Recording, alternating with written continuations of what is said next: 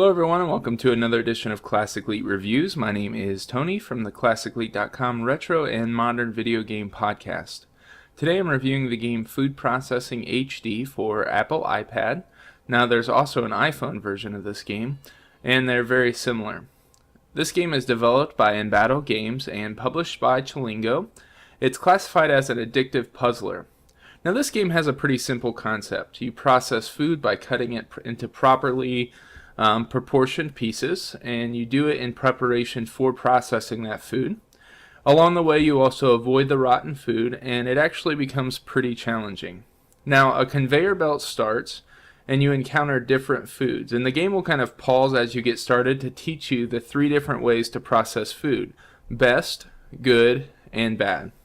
Now processing food the best or the good way will add points to your score, and you can string together combos, which are actually really fun to try to get, and you can increase that score through combos as well. Now there are no levels to the game. It just keeps on going and gets really fast with lots of food to process, and just becomes a madhouse of food processing until you go or get 3 strikes or 3 X's, as you see in the top right hand corner. Once you do that, the game is over and you'll have to start over at the beginning. Now you get X's or strikes by missing a piece of healthy food altogether, or by processing rotten food. Now there's also a Hell's Kitchen mode that you unlock by obtaining 500 points in normal mode, and once you unlock it, it remains unlocked. Now I thought this Hell's Kitchen mode was really fun. It takes the basic gameplay, adds in a fast pace, and all sorts of obstacles that make it incredibly hard. For example, you might have to choose healthy food that you can no longer process or touch, and if your finger even touches it, it's a strike. And there might be some power-ups, I really call them power-downs actually for this mode, that make the screen blurry or make the screen shake, and it's really challenging to complete the food processing. Hell's Kitchen is a welcome addition to this game, and overall with the gameplay it was more fun than I thought it would be, and I kind of found myself processing food at an incredibly fast pace and laughing at the amount of fun I was having and how ridiculous the concept was. Now graphically this game is pretty straightforward as far as backgrounds.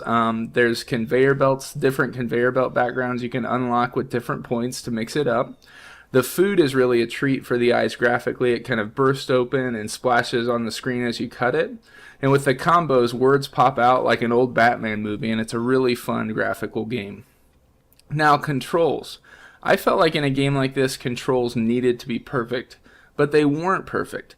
They were pretty good though, they were just kind of missing the extra perfection. Now there's strong and weak points. The strong points of the controls is they do a great job of avoiding other foods while you're processing. So you can actually focus on cutting a food. You don't have to worry about your finger touching or processing the other food. And so overall I give the game a B rating for controls, just because they weren't horrible by any means. They were just missing the perfection. This game has Game Center support. It is a lot of fun. It's crystallized as well. There's no online or local multiplayer, but it's a fresh wind for the puzzler market and a lot of fun. Overall, I feel like it's a step forward in an overcrowded puzzle market.